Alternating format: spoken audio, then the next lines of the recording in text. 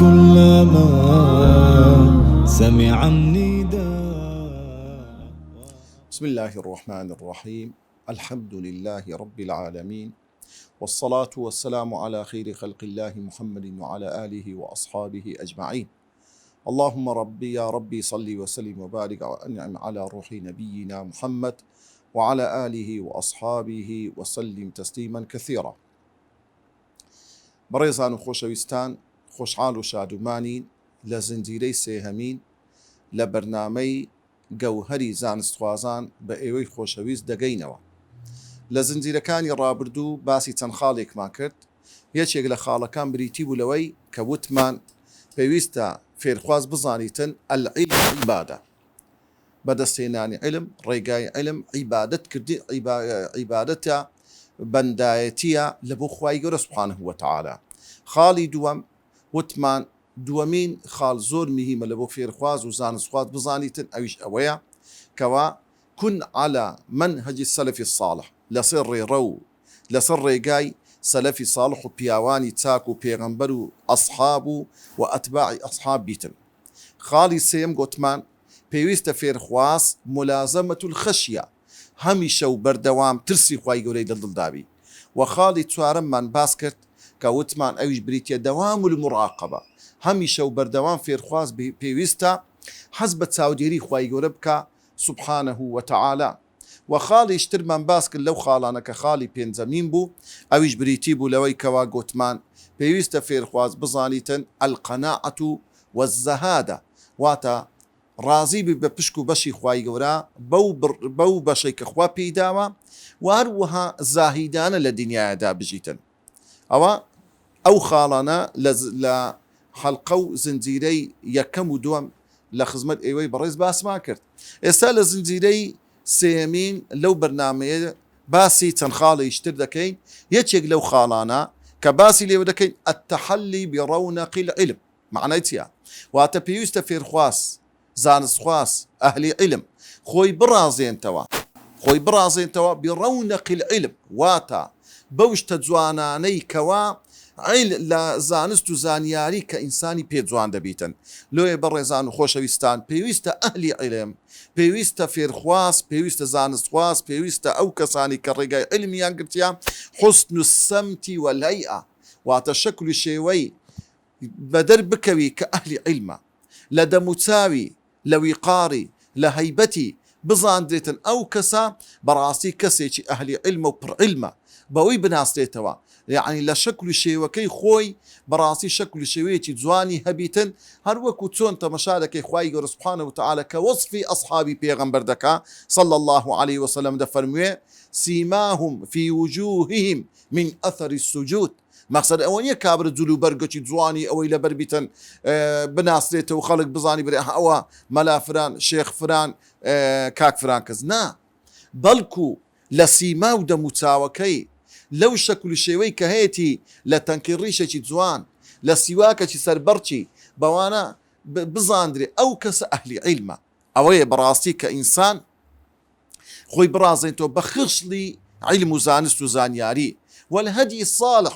ڕێگرتنی ئەو ڕێگا چاکانە و ئەو سیفەت و ئاکار و ڕەوشتە جوانانەی کە پێویستە لی بێتە جێ، فەرق و جیاوازبی لەگە خەڵکێکی ئاسایی. ئەویش بەچی؟ بدەوامی السەکینەتی والویقاری والخشوع، هەمیشە و بەردەوام کاتێک لە مەجلیسێک دادەنیشی، کاتێک لە ڕێگایەک دەڕوا، کاتێک لە ناو بازاڕە، کاتێک سیارەی دەهاژوە، لە هەموو ئەو کاتانە ئەو کەسە دەوامی سەکینە، دائیمەن کەسێکی هێمن و ئارام بی، کەسێکی گران و سەنجیم بی، کەسێک بیتن ترسی خوای گەورەی لێ بخیندرێتەوە و لێ ببیندرێتن. وەکو لە دەرسەکانی لە زنجیرەکانی پێشی باسمان کرد کە پێویستە ئینسان هەم ڕووکەشی دەرەوەی ئاوەدان بکاتەوە بە کردداری جوان، بە ئەخلاق و ڕەوشتی جوان، و هەروەها ناو دڵیشی بڕازێنتەوە بەو عیبادەت و سیفەتە جوانانەی کە پێویستە ئینسان لی بێتە جێ، لە ترسی خوا، لە پشتبستن بە خوای گەورە سوبحانەهو وەتەعالا، و خۆی بپارێزەی لە هەموو ئەو شتانەی کەوا دەبێتە هۆیەک، دەبێتە هۆکارێک لەوەی کەوا تەئسیر لە شخصیت و کەسایەتی ئەو کەسەی بکە کە ئەهلی علمە. بزانە ئیبن سیرین کە زانایەکی لێکدەرەوەی خەونە، ڕەحمەتی خوای لەسەر بیتن دەفەرمێ كانوا يتعلمون الهدي كما يتعلمون العلم زانایانی پێشی چۆن لە مامۆستا لە شێخەکەیان علمیان لێ وەردەگرت بە هەمان شێوەش هەرسوکەوت و ئاکار و ڕەوشتی جوانیان لێ فێر دەبوون لێ ئەگە تەمەشا بکەی وەکو عادەتی زانایانی پێشی وابوو کاتێک تەڵەبەیەک دەچوو لە خزمەت شێخەجی دەخین لە خزمەت مامۆستایەکی دەخین ئەو مامۆستا داوای دەکرد ئەو تەڵەبە لە ناو ماڵی لەگەریدا بژی لە ناو خواردنی لە کاتی نوێژەی لە کاتی سەفەری لە کاتی ناو بازاڕی لە کاتی تێکەڵبوون لەگەڵ عائیلەکەی دەزانن لۆ لەبەرەوەی هەرتەنها عیلمەکەی لێوەرنەگری هەرسوکەوتێکی جوان ببینی لە مامۆستایەکەی بە عەمەلی لێ تەمەشا بکە دەرن عەبدولمەلیکی کوڕی مەڕوان ڕەحمەتی خوای لەسەر بێ داوای لە ئیمامی مالیک کرد بێتن دەرز بە کوڕەکەی برێتن لە ماڵی خۆی یعنی لە ماڵی خەلیفەی بەڵام ئیمامی مالیک ڕەتی کردەوە فەرمووی العلم يؤتى ولا يأتي إليه فەرمی علم دەبی خەڵک لە بۆی بێ نەک زانا بستە ماڵی مەلیک و کار بەدەست و مەسئولان علم و خۆی زەلیل بکاتن بزانە تەمەشا بکە لێ زانایانی پێشان ئەوها بووە ڕەجای کوڕی حەیوە ڕەحمەتی خوای لەسەر بێ بە پیاوێکی وت حدثنا ولا تحدثنا عن متماوتون ولا طعان فەرمووی باسی شتێکمان لۆ بکە بەڵام باسی ئەو شتەمان لۆ مەکە کەوا کەسێکەوە طعن بدات و یعنی دائیمەن کەسێکی وەها باسی ئەو کەسەمان لۆ مەکە کە کەسێکە توانز لە خەڵک دەدا کە کەسێکە زمانی شڕە باسی کەسێکمان لۆ بکە کەوا دائیمەن لە هەرسوکەوت و زمانیشی ئاگەی لە خۆیە لۆیە بەڕێزان بەڕاستی پێویستە ئینسان کاتێکەوە خۆی دەڕازێنتەوە بەشتە جوانەکانی زانست و زانیاری دەبی زمانیشی دائیمەن زمانێکی شیرینی هەبێتن دائیمەن زمانەکەی هەنجوێنی بیتن دائیمەن مژدە بەخش بی لە بۆ خەڵکی دائیمەن قسەکانی قسەی خۆش بیتن دڵی خەڵکی خۆش بکاتن ئەوە شێواز و صفەتی پێغەمبەریش بووە صلی الله عليه وسلم لێ پێویستە ئەهلی علم کەسێک کە بەڕاستی ڕێگای علمی گرتە بەر بەڕاستی دەبی زۆر ئاگای لە خۆ بیتن نابی دائیمەن و بەردەوام خەریکی لەهو لەعیب بیتن یعنی لە هەفتەی 5 ڕۆژ 6 ڕۆژ بەس بێتی خەریکی یاریکردن و تۆپانێ و ئەوهروە بە سەعات لە دیار تۆپانێدا بنیشتن گەمەی فران و فیسارە نا دەکرێ ئینسان هەفتەی ڕۆژێک 2 ڕۆژ ڕاضەکی جوان بکە هەم لە بۆ بەدەنی خۆی لە بۆ سەحەتی خۆی لە بۆ دڵخۆشببوونی خۆی لەگەڵ ڕەفیقەکانی وەکو داوەیەک بەکاری بینیتن بەڵێ نەک هەموو ژیانی خۆی بەشێکی زۆری ژیانی خۆی سەرفکە لە ڕاضەی 2 سەعات 3 سەعات لە دیار تۆپانەیەک دابنیشتن و هەروەها دەبی ئەو ئینسانی ئەهلی عیلمە کاتێک لە مەجلیسان دادەنیشن نابی بەڕاستی مەجلیسەکە ئەو مەجلیسە پڕی بیتن لە غەیبەتکردنی خەڵک باسی قسەی بازاڕی قسەی خراپ بە ئەو قسانن ناو مەجلیسەکانیان هەبی بەڵکو ئەهلی عیلم دەبی مەجلیسەکانیان بڕازێتەوە بە ئاياتی قورئان بە فەرمودەی پێغەمبەری خوددا صلی الله عليه وسلم بە باسکردنی باس و خواسی عیلم کەوا لێکدانەوە و شەرحکردنی ئەو بابەتانی کە بابەتی عیلمە و لێکدانەوەیان لێ بەڕاستی دەبی ئەهلی عیلم خۆیان بپارێزن لە زۆر پێکەنین چونکە ئینە کەثرەتە الضحك تميت القلب بەڕاستی زۆر پێکەنین دەبێتە هۆکارێک لە ئەوی کە ئینسان دڵی بمریتن بەڵێ خۆشەویستان و بەڕێزان دەکرێت ئینسان سەفرە و سیاحە بکە دەکرێت ئینسان سوعبەتی بکە دەکرێت ئینسان پێ بکەنی ئەسڵەن تەبەسومك في وجه أخيك صدقة پێغەمبەری خوا دەفەرمێ صلی الله عليه وسلم بەڵام ئایا دەکرێت ئینسانێک هەر بە بەردەوام لە قاقای پێکەنی دابی بە 2 سەعات و 3 سەعات هەر پێ بکەنی و هەر پێ بکەنی و هەر پێ بکەنی نابی وابی لۆی خوای گەورە دەفەرمێ فليضحكوا قليلا وليبكوا كثيرا با پێکەنینتان هەبێ بەڵام قەلیلەن کەمێک ئینسان پێ بکەنی کەمێک سوعبەت بکرێ کەمێک قسەی خۆش بی ئەویتر ئینسان جدیاتی هەبیتن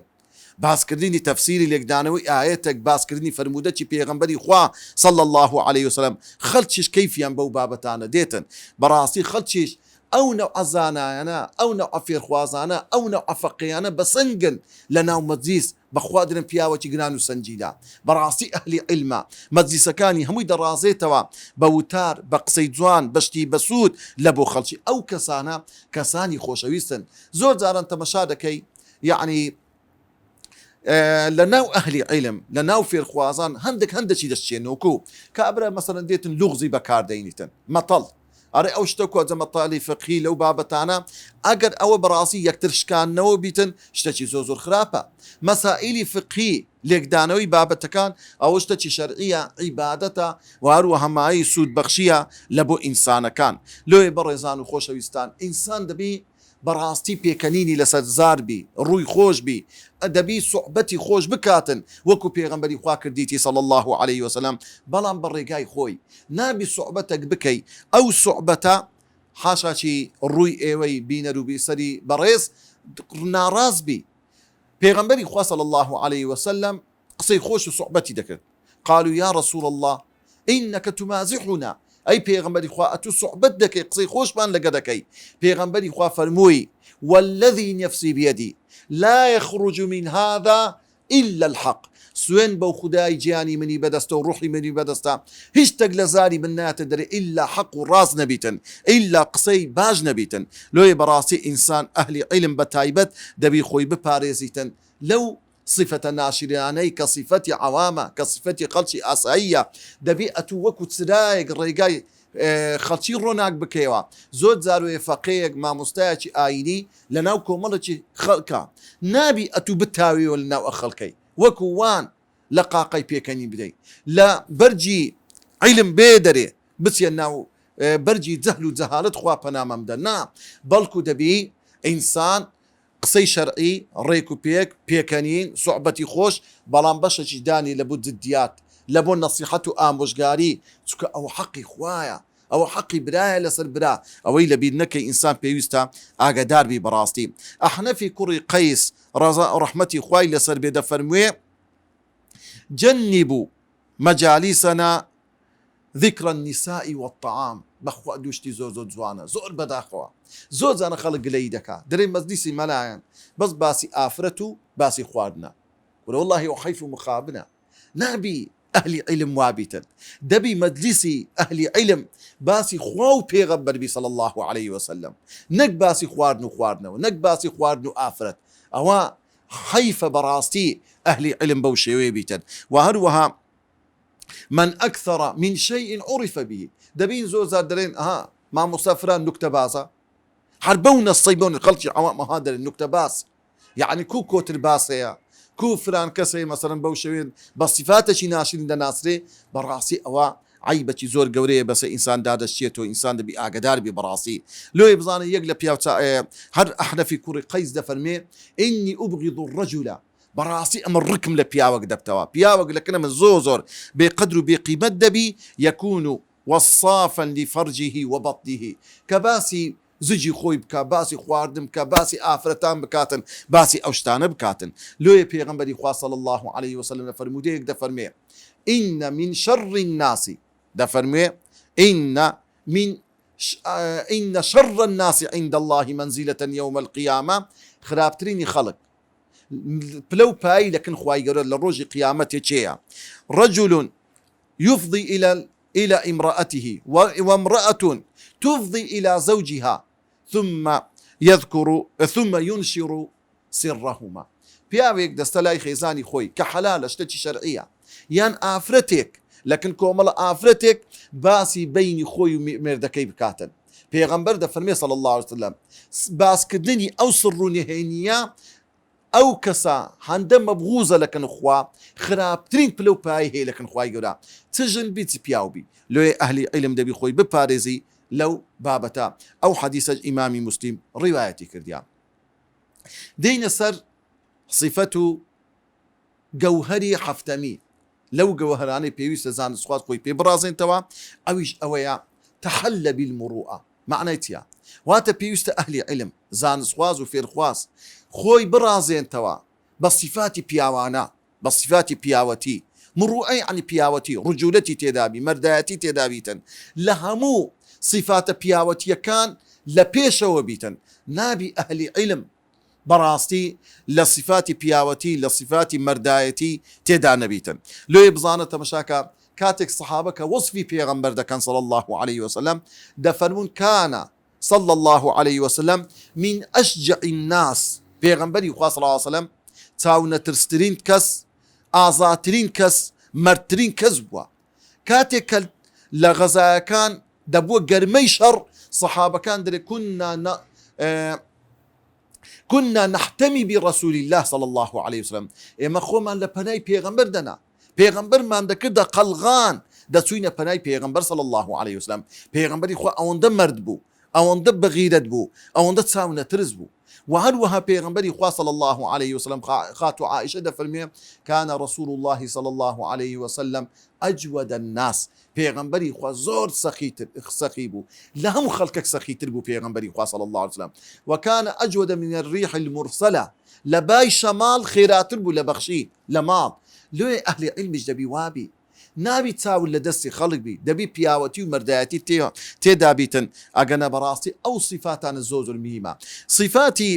پیاوەتی ئەوەیە ئینسان هەرچی ئەخلاقی جوانە تێیدا هەبیتن پێویستە ئەهلی عیلم بە سەبر بی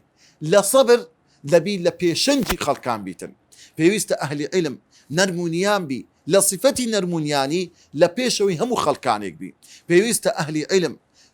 شکرانە بژێری خوای گەورە بی قدری نیعمەتەکانی خوا بزانی لە پێشەوەی هەموو خەڵکان بیتن دەبی قودوە بی لە بۆ خەڵک لە هەموو صفاتەکان دەبی ئەو صفاتانەی تێدا بیتن ئەهلی عیلم و هەروەها بەڕێزان دەبی ئەهلی عیلم بەوەی بناسرێتەوە سینە فراوان بێ نابی بغز و غەڕەزی هەبێ ئەتوو ئیمامی لە مزگەوتێک ئەتوو تاربێژی لەسەر مینبەرەکەی پێغەمبەری خوا صلى الله عليه وسلم دەبی سینەت فراوان بێ نابی جیقلتانە تەسک بی هەل لەگەر غەڵەتەچیەوە بیکەی هاتوو هەراو حیا و ناموسی کابرای بێ لەسەر غەڵەتێک لەسەر جێبەجێ دەکردنی سونەتێک لەسەر شتەچی لێ بەڕاستی ئینسان ئەهلی عیلم دەبی زۆر ئاگاداری ئەو بابەتەی بیتن یەکێشتر لەو صفەتە پیاوەتیانەی کەوا سنەتی پێغەمبەر صلى الله عليه وسلم زۆر سەلامکردن لە خەڵک نابی ئەتوو ئەهلی عیلم بی بەینە نەبیتن لەگە خەڵچێک لەگە جیرانت لەگە براد لەگە خزم و کەست نا پێغەمبەری خوا دەفەرمێ صلى الله عليه وسلم ئەفشوا السلام بەینەکم زۆر سەلام بڵاوکەنەوە لە بینی خۆتان و هەروەها پێغەمبەری خوا صلى الله عليه وسلم دەفەرموێ السلام على من عرفت ومن لم تعرف پێویستە ئەهلی عیلم سەلام لە هەموو خەڵکێک بکە ئەتوو مادەم مندیلت لەسەرا ئەتوو پێشەوای ئەتوو شوێن پێهەڵگری پێغەمبەری صلى الله عليه وسلم وەکو باوچێک تەعامل بکە لەگە خەڵک بۆیە سەلام لە خەڵک بکە گەیشتی هەر کەسێک سەلام بکەی و هەروەها ئەهلی عیلم دەبی زۆر بە تەحەمل و بە سەبر بی لە بەرامبەر ئەزیەت و ئازاری خەڵکی تەلەفۆنەکانیان وەڵامدانەوەی پرسیارەکانیان لە کاتێک لە دەرگەی ماڵت دەدەن بە خۆت بە خێزانت بە کوڕ و بە کچەکەت دەبی سینەت فراوان بی ئیستیقبال و پێشوازی لە خەڵک بکەی ئیستیقبالی پرسیارەکانیان بکەی وەڵامی جوان-جوانیان لە بۆ بدەیەوە حەلی مشکلەکانیان لۆ بکەی وەکو پێغەمبەری خوا وابووە صلى الله عليه وسلم و هەروەها ئەوەی کە زۆر بهی بە بزانە تەمەشا بکە دەرێ أطلق الوجه في 6 من 9 يعني في الثلثين پێویستە ئینسان دائما يعني ئەگەر بێتن شەو ڕۆژ 24 ساعاتە لەو 24 ساعاتی پێویستە 16 ساعات ڕووخۆش بی دەو بخەندە بی يعني دوو لەسەر سێی ژیانت دوو لەسەر سێی ڕشە و ڕۆژت دوو لەسەر سێی هەموو لە ناو مەجلیس و کاتەکانت دەبی بە ڕووخۆشی بی ئەهلی عیلم دەبی ئەوهابی لۆیە بزانە خاتو عائشة كوصفي بيغمبر دكا صلى الله عليه وسلم دفرموي كان رسول الله صلى الله عليه وسلم ضحاكا نكهر بيدكني بيغمبري خوا هميشه وبردوام خندي لسدمو لسرزاري بو وهروها دفرمي كان رسول الله ضحوكا خلشي ببيكنين دينا يعني اقل مجلسك ماد بايا بيغمبري خوا صلى الله عليه وسلم او مجلسي دشلوقان بقصي خوش بەباسکردنی ئاەتی قورآن بەدڵ خۆشکردنی خەڵکەکە لێ بەڕاستی ئینسان دەبیتن زۆر ئاگاداربی نابی ئەهلی عیلم بینی نەبی لەگە خەڵکی بزانە پێغەمبەری خوا صلی الله عليه وسلم لە فەرمودەیەک دەفەرمێ لا يحل لامرئ أن يهجر أخاه فوق 3 نابی لە بۆ هیچ کەسێک ئەگە لە بۆ خەڵکی ئاسایی دروست نەبی ئەدی ئەهلی عیلم ئەدی فێرخواست دەبی زۆر ئاگاداربی نابی لە سێ ڕۆژ زیاتر بینی نەبی لەگەر مسلمانەکی ئەو حەدیسە ئیمامی بوخاری ڕیوایەتی کردیان کاتێک کەسێک سەلامت لێ دەکات دەبی بە جوانترین شێوە وەڵامی سەلامەکانیان بدەیەوە ئەو ئەمری خوایە وإذا حييتم بتحية فحيوا بأحسن منها أو ردوها فحيوا بأحسن منها وەڵامی بدەوە بە باشتر لە سەلامەکەی وی ئەو ڕدووها ئەگەرنا هەروەکو وی سەلامەکەی لێوەربگرەوە. بزانە تەمەشاکە یەکێشتر لەو شتانەی کەوا هەندێک صیفات هەیە تەأسیل لە پیاوەتی ئینسان دەکات بە تایبەت ئەهلی عیلم. یەک لەوانە زۆر ئینسان دەبی ئاگادار بیتن بەڕاستی ئاگەی لە کردار و قسەکانی خۆی بی، نابی زۆر قسە بکەی کاتێک کە پێویست نییە، نابێ هەندێک ڕەفتار و کردار بکەی کە لە تو ناوەشێتەوە. دەبێ ئینسان زۆر ئاگادار بی. تەکەبور بەڕاستی ئینسانی ڕێزی ئینسان و قدر و قیمەتی ئینسان دەینتە خوارێ. دەبێ ئینسان ئاگادار بی ئەو شوێنانی جێگای گومانە خۆتی لێ بپارێزە. تەمەشا بکە لەو خاڵەی کۆتایی دەینم بەوەی کەوا ڕۆژێکیان پێغەمبەری خوا صلی الله عليه وسلم لە ئیعتیکافدایە. لەو کاتە خات و سەفیە غەریبی پێغەمبەر دەکا صلی الله عليه وسلم، دەستە مزگەوت سەردانی پێغەمبەر دەکا صلی الله عليه وسلم. لەو سەری دەمینێتەوە لەگە پێغەمبەر تە شەوەکی درەنگ. پێغەمبەری خوا خات و سەفیەی لەگە خۆی دەینتەوە بەڕێی دەکە هەتا ماڵەکەی خۆی. لەو کاتەدا لە ڕێگا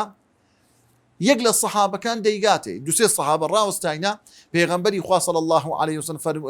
ئەو دوو سەحابەیە شەرم دەکەن، دەبینی وا پێغەمبەری خوا لەگەر خێزانەکە خۆیەتی لۆیە وەکو برێ خۆیان لە پێغەمبەری خوا دەدزنەوە، وەکو ئەوی پێغەمبەر هەست پێ نەکات لەکو شەرم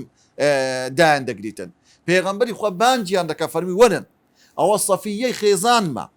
گوتین یا رسول الله سبحان الله، یعنی ئەمەش کو گومان لە تو بکەین. پێغەمبەری خوا فەرمی ئین الشەیطانە يجري من ابن آدم مجرى الدم. بزانە شەیطان وەکو سووری خوێن لە ناو لاشەی ئینسان دەسوڕێتەوە. کەواتە بەڕاستی ئینسان دەبی زۆر ئاگادار بیتن ئەهلی عیلم پێشەنگ بی لە هەموو ئەو شتانەی کە بەڕاستی دەبێتە مایی بەدگومانی کە لە لای خەڵک دروست بیتن. بەڕێزان و خۆشەویستان خاڵیش تر کە باسی بکەین ئەویش بریتە لەوەی کەوا گەوهەری هەشتەمین لە بۆ فێرخواز ئەویش التەواضع ملکەزبوونی ئەهلی عیلم. لۆیە پێویستە بەڕاستی ئەهلی عیلم خۆی بڕازێتەوە مە هەموو سیفەتە جوانەکان بە تایبەت خۆ بە کەمزانی. بەڕاستی لوت بەرزی ئەگە لە بۆ هەموو خەڵکە خراپبی لە بۆ ئەهلی عیلم زۆر خەتەرە، زۆر ترسناکە. پێغەمبەری خوا دەفەرمێ صلی الله عليه وسلم لا يدخل الجنة ناچێتە بەهەشت من كان في قلبه مثقال ذرة من الكبر.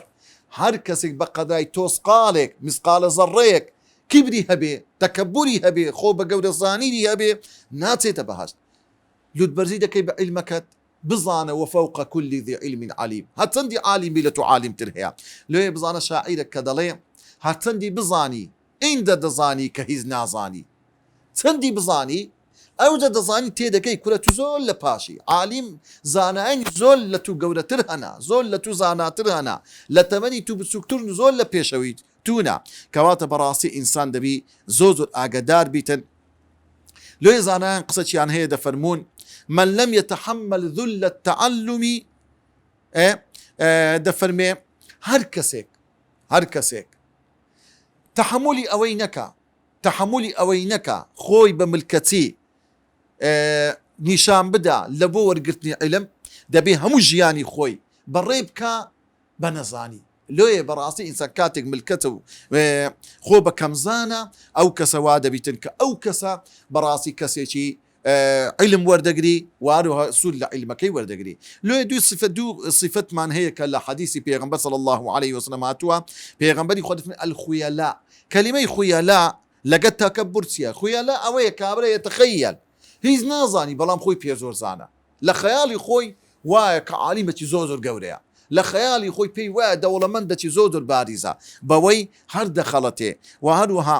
یان دەڵێن کەلیمەی خویەلا من ڕکوب الخەیل، کو ئینسان کە سواری پشتی ماین و دەبی تەکەبورێک دەیگری هەوایەک دەیگری ئەو هایە. لۆیە دەڵێن خویەلا لەو کەلیمەی هاتیە. ئیمامی ذەهەبی لە باسکردنی عەمڕی کوڕی ئەسوەدی عنسی کە لە سەردەمی عەبدولمەلیکی کوڕی مەڕوان ڕەحمەتی خوای لەسەر بێ دەفەرمێ ڕۆژێکیان چۆ مزگەفتێ کاتێک قسەی لەگە خەڵک دەکە زۆر جار وایە ئینسان قسەی دەکا و زۆر مسەیتر خۆی نیشان دا و دەستی دەجوولێنی دەرێ فقبض بيمينه على شماله دستي راستي لسه دستي بيدانا آوا تون دستي قد فقال قلت أنا ولو كرت قال مخافة أن تنافق في يدي والله لو ترسام أو دستا نوع النفاق اللي ناو ظلم دروز بكا دەستی خۆم بەکار بین وەکو مسەیتریە گۆکەوەی کە زۆر دەزانم ببتە سەبەبی ئەوەی کەوا تووشی تەکەبر بووم لۆیە پێغەمبەری خوا صلی الله عليه وسلم کاتێک ئەو فەرمودەی فەرموو کە فەرمووی لا يدخل الجنة من كان في قلبه مثقال ذرة من الكبر قالوا يا رسول الله إنا نحب أن يكون نعله حسنا فەرمووی پیاوێک حەز دەکەت جلەکەی جوان بی نعلەکی باشی لەبەر بی جلو بەرگەکانی باش بی پێغەمبەر فەرمووی ئەوە تەکەبر نییە الكبر بطر الحق وغمط الناس کبر ئەوەیە کە ئینسان حەقی ڕەتکاتەوە و هەروەها خەڵکی بە چاوەکی کەم سیر بکە ئەوە تەکەبورە بەڕاستی عەبدوڵڵای ئیمام الحوجە لە کتابێک کە بەناوی بەکری کوڕی عەبدوڵڵای موزەنی بەناوە دەفەرمێ جێم لە ئینسانێک بوو حديثة دجراوة عن أبي عند فرمي أو حديثي لبابي من دجراوة أنه كان واقفا بعرفة أو بياوة دجرتوا دري بابي من كسي لي دجرتوا لعرفين راوستابو طبعا أو كابري عالمة زور قوربو زور كسا ناسراو سبحان الله دري هند خوي دشكان دوا لنا وخلشي دي فرمو لولا أني فيهم لقلت قد غفر الله لهم دەڵێ دەیگو ئەو پیاوە دەیگو واللهی دەرێم ئەگەر ئەمن لەگە خەڵکی ئەو عەرەفەی نەبامایە ئەگەر ئەمن تێدا نەبامایە خوا لە هەمویان خۆش دەبوو بەڵام ئەمن گوناحبارم کەسێکی حەز دەکەم بەڕاستی زۆر شەرمەزارم بەرامبەر قاپی رب العالمین دەترسێم لەبەر گوناحەکانی من خوای گەورە لەوانش خۆش نەبی ئەوە تەواضوعی ئەهلی عیلمە بەرامبەر بەخۆی یا ربی خودایە لێت دەپاڕینەوە بەو صفاتانە بەمان ڕازێنیەوە یا ربی خودای عاقبەت خێرمان بکەی یا ربی خۆیان لەو کەسانەمان بجێڕی کەوا ئەهلی علمی ڕاستەقینە بین والسلام عليكم ورحمة الله وبركاته.